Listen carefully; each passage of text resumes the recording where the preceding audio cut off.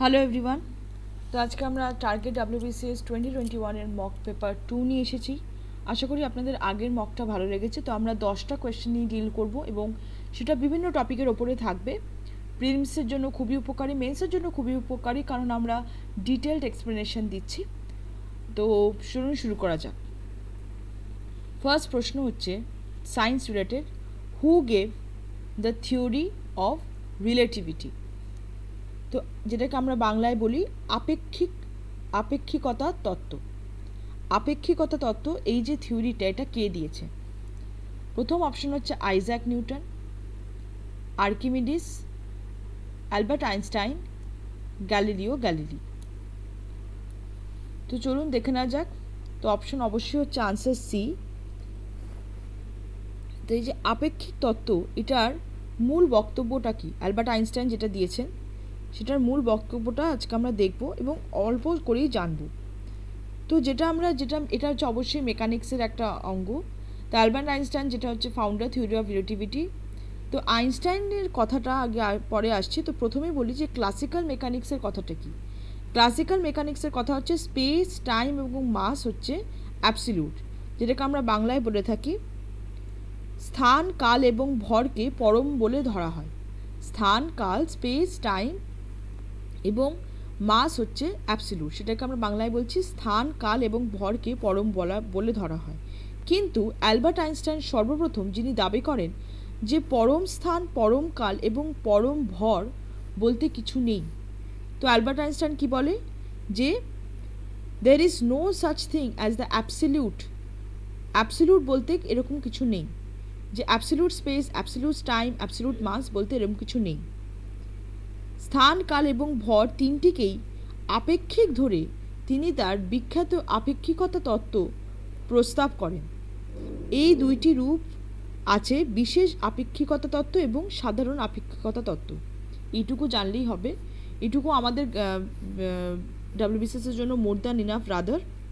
তো মেনলি কথাটা হচ্ছে এইটাই। তিনি তারপরে এই স্পেশাল রিলেটিভিটি থিওরিটা তিনি দেন।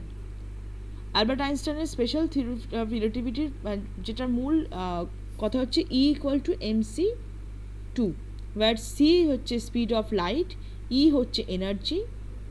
অ্যালবার্ট আইনস্টাইন এই থিওরি অফ রিলেটিভিটির জন্য 1921 নোবেল প্রাইজ পেয়েছিলেন ফিজিক্সে, in the field of theoretical physics. ঠিক আছে? তো এইটুকু জানলেই হবে, জিনিসটা কি এটুকু জানলেই হবে, বেশি ঢোকার দরকার নেই। আচ্ছা, নেক্সট হচ্ছে nuclear reactors are based on which of the following phenomena? Nuclear reactors কিসের ওপরে বেস করে তৈরি করা হয়েছে? এটাকে পারমাণবিক চুল্লি বলা হয়। এ হচ্ছে magnetic confinement of plasma, B হচ্ছে নিউক্লিয়ার ফিউশন, সি হচ্ছে কন্ট্রোল নিউক্লিয়ার ফিশন, ডি হচ্ছে নান অফ দ্য অ্যাবাভ। সঠিক উত্তর অবশ্যই হচ্ছে কন্ট্রোল নিউক্লিয়ার ফিশন। আচ্ছা, নিউক্লিয়ার রিঅ্যাক্টারে কিন্তু এই নিউক্লিয়ার ফিশনের একটা বড় রোল থাকে, কারণ নিউক্লিয়ার রিঅ্যাক্টর কিসের জন্য আমরা ব্যবহার করে থাকি সাধারণত? টু জেনারেট ইলেকট্রিসিটি জেনারেশনের জন্যই কিন্তু নিউক্লিয়ার রিঅ্যাক্টরের কাজ। এবং এই ফিশনের কাজটা কি থাকে? ফিশন কি করে? ফিশন অ্যাটমদেরকে বিভিন্ন ভাগে ভাগ করে দেয়। ফিশন কি করে? অ্যাটমকে ভাগ করে এবং সেটা নিউক্লিতে করে ফেলে। ঠিক আছে? Smaller lighter nuclei. ফিশন কি করে? অ্যাটমসদেরকে দুটো বা আরও ছোট ছোট লাইটার নিউক্লিতে ভাগ করে, যেটা হচ্ছে যেটার দ্বারা কি হয়? নিউক্লিয়ার ফুয়েল তৈরি হয়, যেটা হচ্ছে uranium, to generate energy, to turn water into steam, to drive turbine জেনারেটার্স। তো এই ইউরেনিয়ামের দ্বারা কি হয়? এনার্জি ক্রিয়েট হবে। এনার্জি কী করে ক্রিয়েট হবে? স্টিম ক্রিয়েট হবে এবং স্টিমের মাধ্যমে যে জেনারেটর সেটা ঘুরতে শুরু করবে। Nuclear fission is the splitting of heavy nucleus into two lighter ones, যেটা আমি একটু আগে বলছিলাম, যের কাজই হচ্ছে হেভি নিউক্লিয়াসগুলোকে ভাগ করা, হেভি নিউক্লিয়াসগুলো ভাগ করে দুটো লাইটার ওয়ানে কনভার্ট করা। এই নিউক্লিয়ার এই ফিশনটাকে ডিসকভার করেছিলেন 1938-এ by the German scientist Otto Hahn, Lise মিটনার and ফ্রিডস স্ট্রাসম্যান, এরা ডিসকভার করেছিলেন। আচ্ছা, নেক্সট, এটা general knowledge. The Indo US military training exercise Yudh Abhyas 2019 is being conducted in which city? তো ইন্ডো ইউএস এরকম অনেক মিলিটারি ট্রেনিং এক্সারসাইজ হয়, তার মধ্যে একটা আমি দিয়েছি প্রশ্ন যে Indo US military training exercise যেটার নাম হচ্ছে ইউথ অভ্যাস, এরকমও দেওয়া যেতে পারে যে ইন্ডো ইউএস মিলিটারি ট্রেনিং এক্সারসাইজের নামটা কী। আমি এখানে নামটা দিয়ে দিয়েছি, আমি শুধু জিজ্ঞাসা করেছি যে কোন শহরে হয়েছে। এ ঝাঁসি, বি নিউ ইয়র্ক, সি আজমের, ডি ওয়াশিংটন। সঠিক উত্তর হচ্ছে অবশ্যই D Washington. 15th edition of the Joint Military Exercise Youth Abhyas 2019 is being conducted between India and US at the Joint Base Lewis McChord in Washington, USA from 5th to 18th September. তো youth অভ্যাসটা ঠিক এই টাইমে হয়েছে, যেটা India এবং ইউএসের মধ্যে হয়েছে। ওয়াশিংটনে যেটা হয়েছে 5 থেকে 18 সেপ্টেম্বরের মধ্যে। It is one of the largest joint running military training and defense corporation endeavors between India and USA, যেটাকে বলছে হচ্ছে লার্জেস্ট ট্রেনিং এবং ডিফেন্স কর্পোরেশন, যেটা কিনা ইন্ডিয়া এবং ইউএসের মধ্যে হয়েছে। The exercise will provide an opportunity to the armed forces of both countries to train in an integrated manner at battalion level with joint planning at brigade level. Both armies will jointly train, plan and execute a series of well-developed operations for neutralization of threats of varied nature. তো বিভিন্ন military exercise করা হয়, তাদের বিভিন্ন objective থাকে। তো এর objective হচ্ছে যে জয়েন্টলি ইন্ডিয়া এবং ইউএসএর আর্মিদেরকে ট্রেন করা হচ্ছে, মিলিটারিদেরকে ট্রেন করা হচ্ছে, এবং যাতে তারা জয়েন্টলি বিভিন্ন যে থ্রেটস থাকে সেগুলো তারা জয়েন্টলি যেন সলভ করতে পারে। আচ্ছা, next, which country has been declared free from avian influenza H5N1? তো কোন কান্ট্রি রিসেন্টলি বলেছে যে সে এভিয়ান ইনফ্লুয়েঞ্জা, যেটার কোড সায়েন্টিফিক নেম হচ্ছে H5N1, সেখান থেকে মুক্তি পেয়েছে। এ হচ্ছে নেপাল, বি হচ্ছে ইন্ডিয়া, সি হচ্ছে শ্রীলঙ্কা, ডি হচ্ছে বাংলাদেশ। সঠিক উত্তর হচ্ছে B, that is India. India has been declared free from avian influenza H5N1 by the OIE, World Organization for Animal Health. The status will last only till another outbreak is reported. তো এই যে free হয়েছে, এই যে free declared free status, এই free স্ট্যাটাসটা কতদিন last করবে? যতদিন না আরেকটা ইনফ্লুয়েঞ্জা আসে। H5N1কে বলা হচ্ছে highly contagious viral disease, bird flu যেটাকে আমরা বলে থাকি, সেটা পার্টিকুলারলি কাদেরকে এফেক্ট করে? চিকেন, টার্কি বলে একটা পাখি, ডাকস, এদেরকে এফেক্ট করে। The virus can also affect humans, causing death in some cases. তো এর আমরা ভুক্তভোগী হয়েছি, যখনই বার্ড ফ্লু হয় তখন চিকেন এসব সব বন্ধ হয়ে যায়, কারণ বলা হয় যে সেই চিকেন খেলে যে চিকেন ঝিমোচ্ছে সেটাকে, এটাই কিন্তু এভিয়ান ইনফ্লুয়েঞ্জার সিমটমস থাকে। আচ্ছা, next, which of the following articles deal with the administrative tribunals? Administrative tribunals polity question, কোন আর্টিকেলে আসে? Article 323A, Article 323B, Article 324, Article 325. সঠিক উত্তর হচ্ছে Article 323A। তো অ্যাডমিনিস্ট্রেটিভ ট্রাইব্যুনালসটা আসে হচ্ছে পার্ট 14A। পার্ট 14A-তে আসে হচ্ছে 323A of the Constitution of India entitled as Tribunals, যেখানে ট্রাইব্যুনালস রিলেটেড সব কথা লেখা থাকে, কনসিস্টিং অফ দুটো আর্টিকেল 323A আর 323B। 323 ডিল করে অ্যাডমিনিস্ট্রেটিভ ট্রাইব্যুনালস আর 323B ডিল করে স্টেট ট্রাইব্যুনালসটি, but tribunals related to other matters. আচ্ছা, next, which act provided for separate representation of presidency corporation, chamber of commerce, universities and zamindars? তো এই অ্যাক্টগুলো কিন্তু খুব বেশি ইম্পর্টেন্ট। প্রত্যেকটা অ্যাক্টের ফিচার্স কিন্তু অনেক বেশি ইম্পর্টেন্ট। প্রত্যেকটা অ্যাক্টের ফিচার্স কী কী বলছে সেটা কিন্তু অনেক বেশি ইম্পর্টেন্ট। তো প্রথমেই অপশন দিয়ে হচ্ছে Indian council's act 1909, government of India act 1919, government of India act 1935, naan of the above. তো সঠিক উত্তর হচ্ছে আনসার এ, ইন্ডিয়ান কাউন্সিলস অ্যাক্ট 1909, যেটাকে আমরা কি বলে থাকি? মরলিম ইন্টু রিফর্মস। মরলিম ইন্টু রিফর্মস যেটাকে আমরা বলে থাকি, সেটার আন্ডারেই কিন্তু এটা আসে যে সেপারেট রিপ্রেজেন্টেশন দেওয়া হবে presidency corporation, chamber of commerce, universities এবং জামিনদাসদেরকে। এবং এটার আরেকটা ইম্পর্টেন্ট ফিচার হচ্ছে কি? Separate electorate. Separate electorate for Muslims. মুসলিমসের জন্য সেপারেট ইলেক্টোরেট দেওয়া হবে, যেখানে মুসলিমসের জন্য সিট রিজার্ভ থাকবে। যাতে তারা মনে না করে যে তারা যে মাইনরিটিতে আছে তাদের ইন্টারেস্ট যাতে ডিপ্রাইভড না হয়, এর জন্য তাদেরকে সেপারেট একটা ইলেক্টোরেট দেওয়া হবে। ঠিক আছে, তো এটা হচ্ছে Indian council's act 1909। Special features of every act is very important. প্রত্যেকটা অ্যাক্টের কিন্তু ফিচার্সগুলো অনেক বেশি ইম্পর্টেন্ট। আচ্ছা, which of the following class will not be negatively affected by the higher inflation?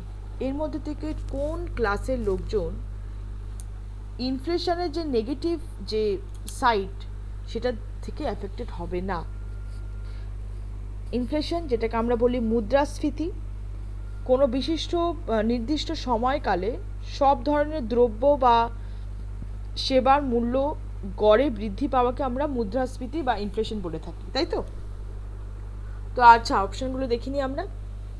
First option হচ্ছে কনজিউমার ক্লাস, নেক্সট অপশন হচ্ছে debtor class, C হচ্ছে pensioner class, D হচ্ছে business class. সঠিক উত্তর হচ্ছে ডি।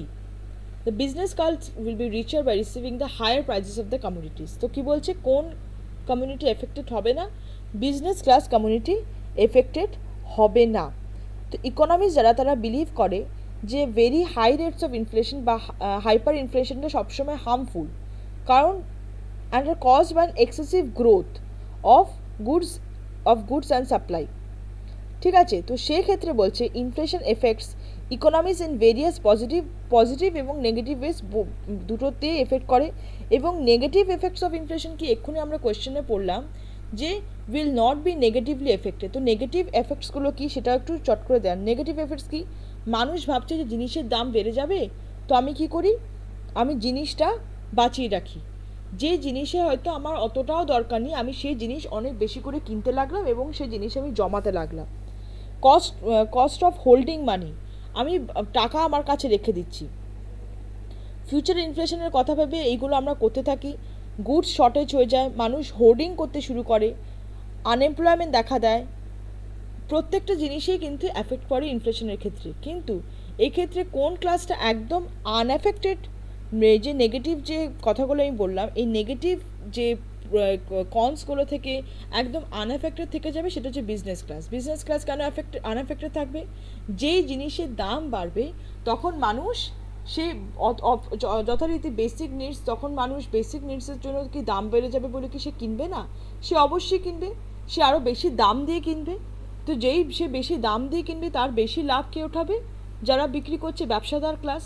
তো এটাই তার জন্যই বলছে যে বিজনেস ক্লাস হচ্ছে আরও তারা বড়লোক হবে, কারণ তারা কমোডিটিসের যা আসল প্রাইস তার থেকে অনেক বেশি দামে তারা বিক্রি করতে পারবে।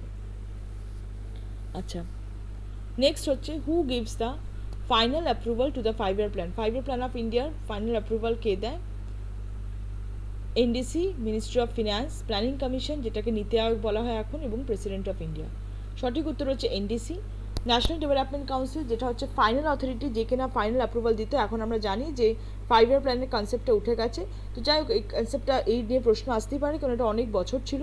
তো এই 5-year প্ল্যানের মূল যে পারমিশন সেটা ন্যাশনাল ডেভেলপমেন্ট কাউন্সিল দেয়। আচ্ছা, নেক্সট ইংলিশ রিলেটেড প্রশ্ন। In order to express emotion of getting surprised or shocked, which of the following interjection we use? তো আমাদের যে কোনো রকমের ইমোশন আমরা যখন এক্সপ্রেস করতে চাই, সেটা সারপ্রাইজ হোক, খুশি হোক, দুঃখ হোক, যেটাই হোক, শখ হোক, যেটাই হোক, সেটা আমরা এর মধ্যে থেকে কোন ইন্টারজেকশন ইউজ করতে থাকি। তো এখানে বলেছে কোন ইমোশনটা, সারপ্রাইজ বা শখ। সারপ্রাইজ বা শখ পেলে আমরা কোন ইমোশন, কোন ইন্টারজেকশনটা ইউজ করি to express hour emotion? Option হচ্ছে অ্যালাস, পিশ, গুড হেভেন্স, অফুল। সঠিক উত্তর হচ্ছে অবশ্যই গুড হেভেন্স। গুড হেভেন্স আমরা কখন এটা ইউজ করি? যখন আমরা কোনো জিনিস মানে আকর্ষিত একটা কিছু ঘটে গেল সেটা যখন দেখতে পাই বা একটা শক পাই, তখন আমরা আমাদের মুখ দিয়ে বেরিয়ে যায় গুড হেভেন্স, হোয়াট হ্যাপেন্ড, এরকম। আর ইন্টারজেকশনে সবসময় এক্সক্লেমেটরি মার্ক থাকে। নেক্সট হচ্ছে filling the place with a suitable gerund. Gerund দিয়ে আমাদেরকে এই ব্ল্যাঙ্কটা ভরতে হবে। I never gave dash enough of chance. My children, reading, option C work, option D health. I never gave dash enough of a chance. তো option B এখানে হচ্ছে reading.